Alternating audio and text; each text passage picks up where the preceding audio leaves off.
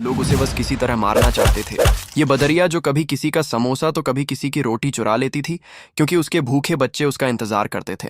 एक दिन बदरिया किसी के घर से संतरा चुरा लेती है।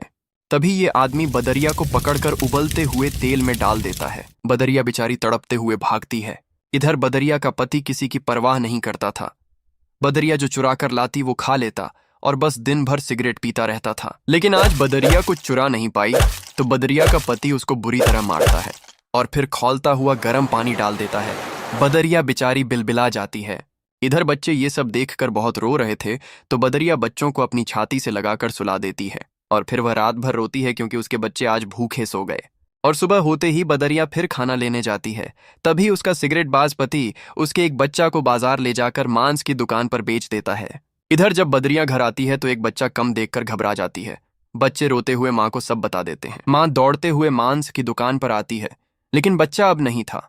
माँ फूट फूट कर रोती है और अपने बाकी बच्चों को लेकर जंगल चली जाती है और फिर एक नदी के किनारे घर बनाती है। बच्चे भूख से बिलबिला रहे थे, तो माँ खाना लेने चली जाती है।